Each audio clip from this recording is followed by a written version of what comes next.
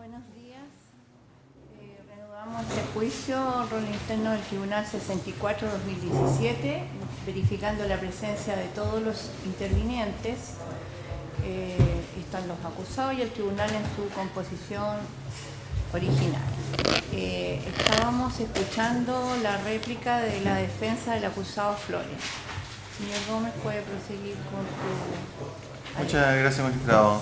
Antes de entrar a los dos temas que tenía previsto para hoy día, poder retomar un aspecto que se me quedó en el tintero por una razón de tiempo. Pero igualmente es breve y que dice relación con en relación al bien jurídico protegido y cómo hemos de apreciar el mismo. No voy a ahondar mucho en los detalles que ya en la clausura señalé, sin embargo voy a reparar en un aspecto que señaló la Fiscalía en su réplica. Y es que estos consideraban que el orden público en el delito terrorista tenía una connotación subjetiva.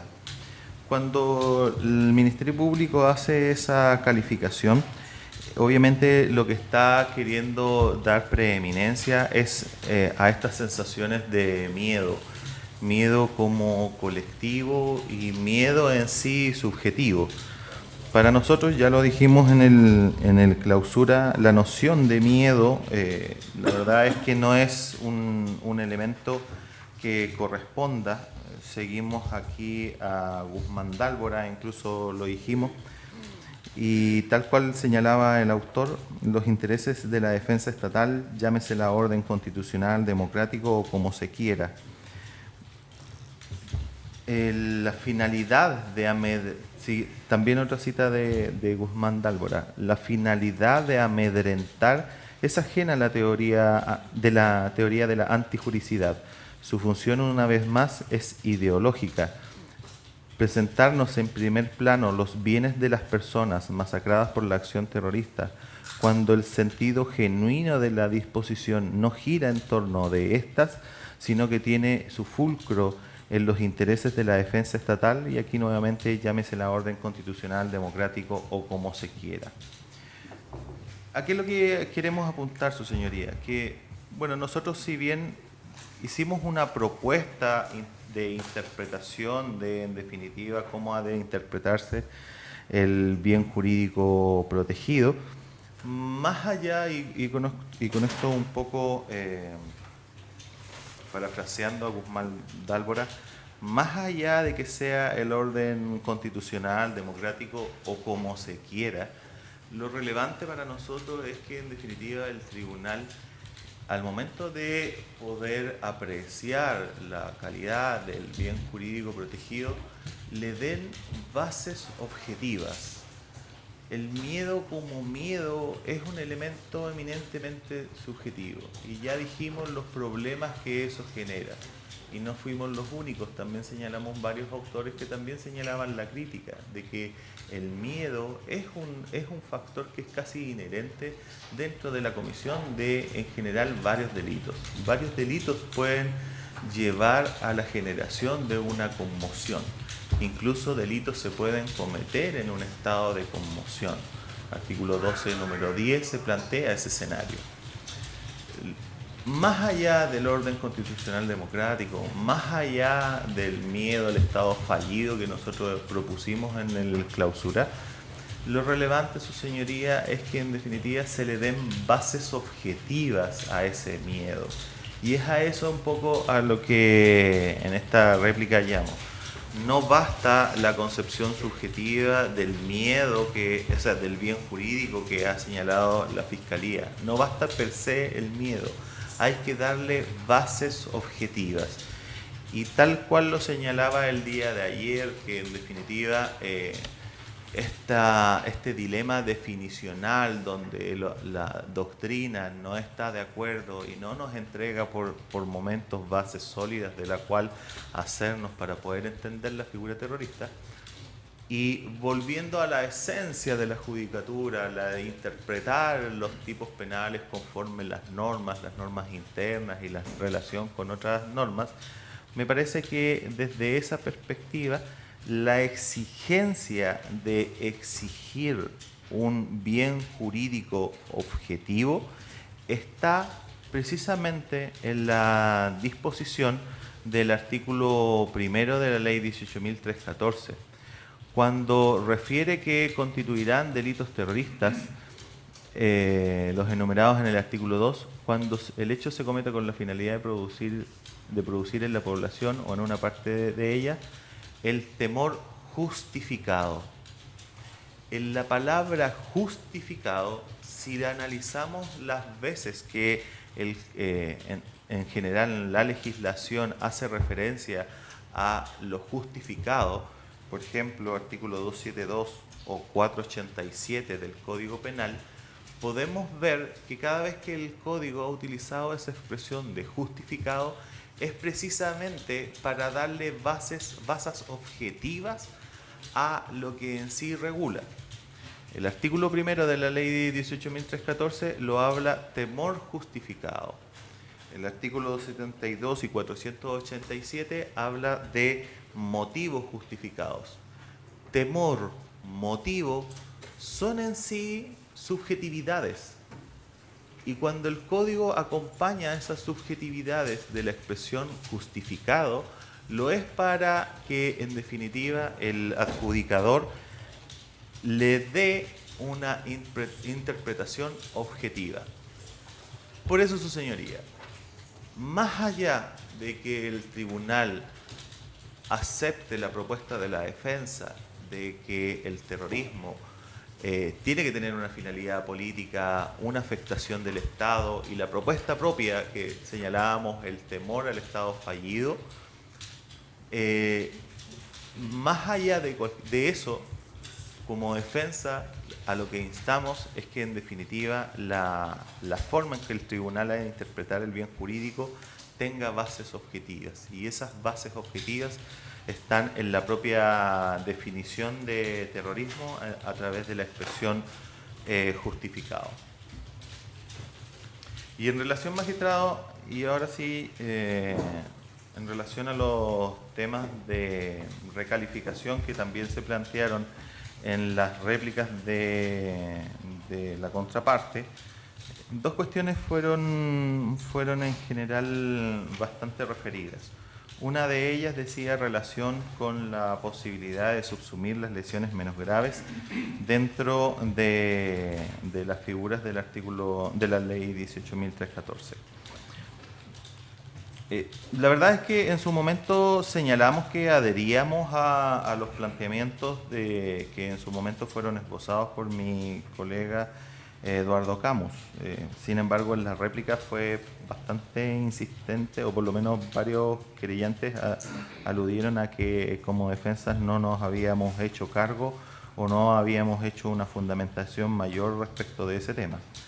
La verdad es que, reitero, ese tema ya había sido tocado, y en razón de eso es que como defensa no quisimos ahondar más allá de señalar que adheríamos a lo mismo. Sin embargo, considerando haciendo por lo menos un aporte a las menciones que mi colega ya había señalado, cabe precisar que en relación al uso de bombas, y para poder entender la posibilidad de subsumir las lesiones menos graves del hecho número 1 y del hecho número 3, al menos las siguientes consideraciones. El uso de bombas de la ley de conductas terroristas en sí prevé un adelantamiento de punibilidad, y lo que uno advierte es que, siendo suficiente para su consumación, transportar, instalar o enviar las mismas, todo aquello corresponde ser castigado con la pena en abstracto. Aquella penalidad tiene en sí un sentido político criminal. Lo que uno advierte en general de la ley de conducta, o sea, en sí de la regulación de conductas terroristas, las reglas procesales, las reglas penales, uno advierte obviamente que en ellas hay un sentido político criminal. Por tanto, la penalidad que está contenida en ella también tiene que servirnos de lucero a la hora de entender esta subsunción. ¿A qué es lo que apunto? Apunto a que en definitiva subyace en el disvalor de la acción que involucra el uso de bombas en el ordenamiento jurídico penal, la posibilidad de que en definitiva se generen lesiones. Y esto, magistrado, no solamente se ve corroborado en la historia y en las disposiciones de la ley 18.314, sino que también se ve corroborado en la historia de la ley. En la historia de la ley 20.813, que modifica la ley de armas del año 2015, si uno, también lo hice relación en su momento en el clausura a propósito de la discusión legislativa de la modificación a la ley de armas. Si uno advierte que el artículo 14D como descripción típica tiene los mismos verbos o la misma descripción de conductas que la ley antiterrorista, uno entonces también podría, y de hecho fue un planteamiento de la defensa, que también es un elemento para poder interpretar. Y lo que uno advierte en la discusión de la ley 20.813 es que, y esto fue palabras de la Fiscalía, que en la regulación en definitiva de los hechos que se cometen con artefactos explosivos, hay un plus, hay un disvalor de la acción adicional al en sí mero porte y tenencia de armas. Y esto fue señalado. Así, por ejemplo, en el segundo trámite constitucional del Senado, en la página 213 de la historia de la ley 20.813, la Fiscalía indicó que estimaba que la colocación, uso o detonación de bombas o artefactos explosivos conforma una conducta de peligro concreto adicional y portadora de un mayor disvalor de aquel relativo al mero porte o tenencia de armas prohibidas, y justificaría a priori su castigo de forma independiente, que es lo que sucede en la ley 18.314. Continúa. En efecto, la colocación, activación, detonación de una bomba o artefacto explosivo implica el despliegue de una conducta que va más allá del mero porte o tenencia del artefacto. Señala la Fiscalía que la colocación, activación, detonación, conductas que están sancionadas en la 18.314, en opinión de la propia Fiscalía, esto es opinión institucional en el Senado, implica el despliegue de una conducta que va más allá del mero porte o tenencia del artefacto y que está positivamente orientada a que la bomba o artefacto que detone, ocasionando con ella, por regla general, lesiones o incluso la muerte de personas que se encuentran cercanas a la explosión y daños de distinta naturaleza en los bienes adyacentes a la misma. Si en definitiva entendemos que la conducta de colocación, activación, detonación, en palabras de la Fiscalía, está positivamente orientada a que la bomba o artefacto detone, ocasionando con ella lesiones o incluso la muerte de personas, si en definitiva el disvalor de ese riesgo lo existe para la norma del artículo 14D, que con mayor razón ha de estar incluida en la norma de la ley 18.314, porque son el mismo, por así decirlo, el mismo verbo rector. Es la descripción de la misma conducta. Hay una adicional en la ley 18.314 que tiene que ver con una cuestión subjetiva, pero el objetivo de la conducta ya incorpora como disvalor la posibilidad que estas lesiones se generen. Por tanto, la alta penalidad en el uso de del uso de bombas en sí viene condicionada con la idea de ser un instrumento idóneo para la generación de estas lesiones, incluso la muerte de las personas cercanas. Y desde esa perspectiva, su señoría, si somos serios en torno a también la configuración del principio ne bis in idem, las circunstancias tenidas en cuenta al momento de crear este tipo penal para justificar la penalidad de la misma, no podrían ser entonces nuevamente usadas para castigar por un mismo hecho a través, en este caso, de las lesiones menos graves. Y esto, pues el disvalor de las lesiones se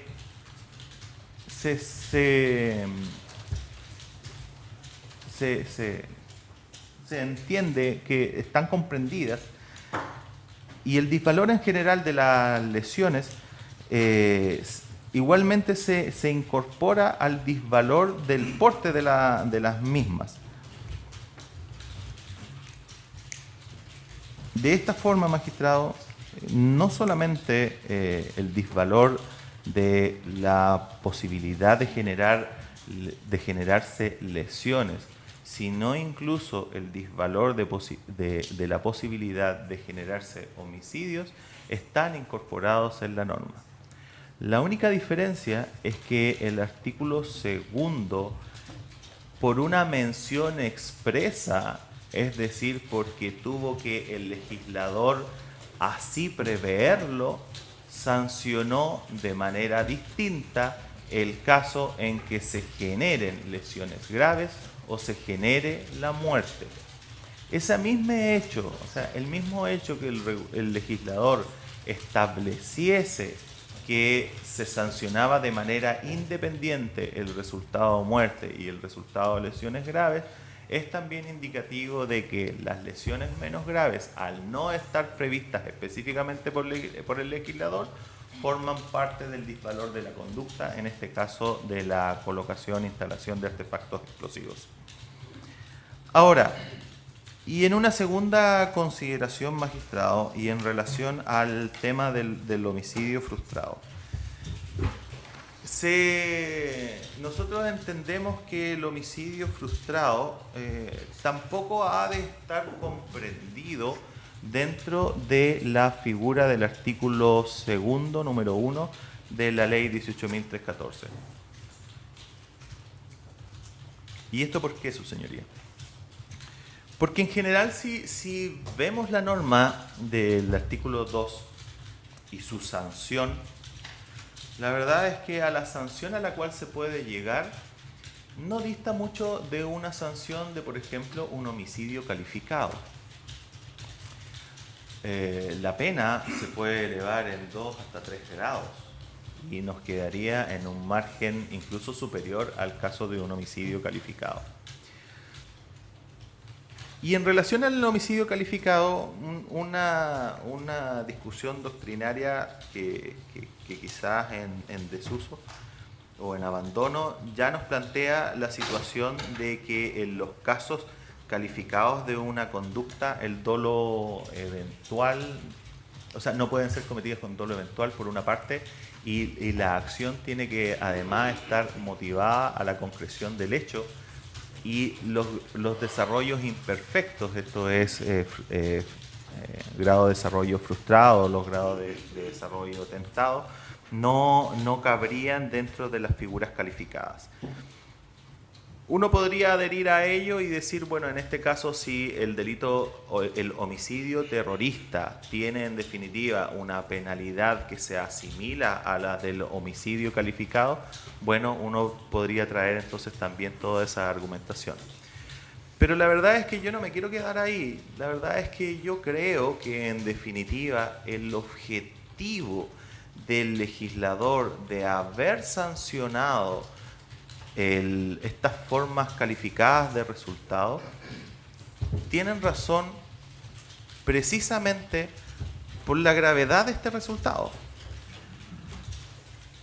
Las lesiones las lesiones graves o el homicidio son consecuencias graves que el legislador considera y entonces se estima necesario poder sancionarlas de manera independiente, no siendo comprendidas dentro del disvalor de la misma conducta. Si ese es el objetivo del legislador, sancionar este resultado grave, entonces solamente podríamos entender que se justifica la sanción cuando ese resultado ocurra. Cuando ocurran lesiones graves y cuando ocurra el homicidio. Si el homicidio se verifica en un estado de desarrollo imperfecto, es frustrado o es tentado, no es parte de la intención del legislador al momento de sancionar esa conducta aquellos grados de desarrollo. Porque, reitero, el legislador estaba pensando en el resultado concreto producido. Y nuevamente, artículo 22 del Código Civil. ¿Qué bases tenemos para poder arribar a dicha conclusión? Esta conclusión en todo caso no es tan propia, la derivamos un poco de la tesis de Guillermo Oliver Calderón a propósito de su delito contra la propiedad en las páginas 318, 319 y 340. El autor hace un análisis de lo que es el artículo 433, o sea, el robo calificado, que también es una figura que contempla un resultado calificado. Y plantea el autor que solamente en los resultados consumados se podrían comprender dentro de la norma. ¿Y eso de qué lo deriva el autor? Lo deriva de los verbos cuando se cometa y la expresión además. Entonces, cuando se cometa, en el análisis del autor, cuando se cometa robo y además violación y además homicidio, ese además homicidio participa del mismo verbo inicial, cuando se cometa. Por tanto, tiene que cometerse el homicidio, tiene que cometerse la violación. Esa noción del autor nosotros también la traemos a colación a propósito de la forma como podemos interpretar la norma del artículo segundo, número primero. Pues en definitiva, constituye el artículo segundo, número primero, completa su definición típica con las prescripciones del artículo primero. Y lo que señala el artículo primero es precisamente que constituirán delitos terroristas los enumerados en el número 2 cuando el hecho se cometa. Y es en esta expresión que el hecho se cometa de la cual nosotros deducimos que el homicidio que está prescrito en el artículo segundo, número primero, debe ser cometido, debe ser verificado, debe ser realizado. Si eso no es así, esta figura calificada no debiese ser aplicada, en este caso, en relación a la querella de la Universidad Católica, que respecto de una de las víctimas estimó, a diferencia de los demás acusadores y persecutores, estimó una calificación jurídica distinta respecto de ese hecho. Por último, en relación a los temas de calificación de daños, de los cuales también se hizo cargo mi colega, estimamos que en relación a los dominicos, efectivamente resulta plausible las prescripciones o las pretensiones de recalificación del Ministerio Público. En relación a comisaría, también me parece que las precisiones que señaló mi colega Eduardo Camus en relación al quantum de los daños hacen inapropiada la aplicación del artículo 485, número 6. Por tanto, regiría el artículo 487. Y en relación a los daños de subcentro, había consideración principalmente que estos no se verifican en bienes de uso público, sino que en definitiva se verifica en lugares, en un lugar que es un centro comercial, que existe una razón social, que en definitiva existen propietarios. Tampoco debiera regir a ese respecto las prescripciones del artículo 485 número 6, y lo que correspondería entonces en relación a los daños de ese hecho es que se aplique el artículo 487.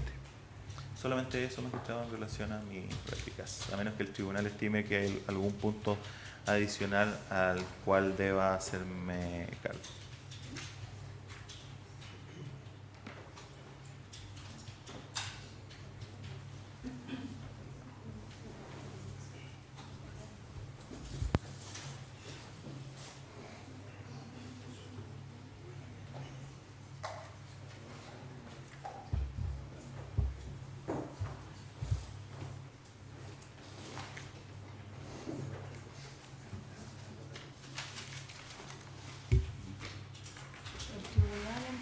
Va a tener por concluido la réplica por parte de la defensa del acusado Flores.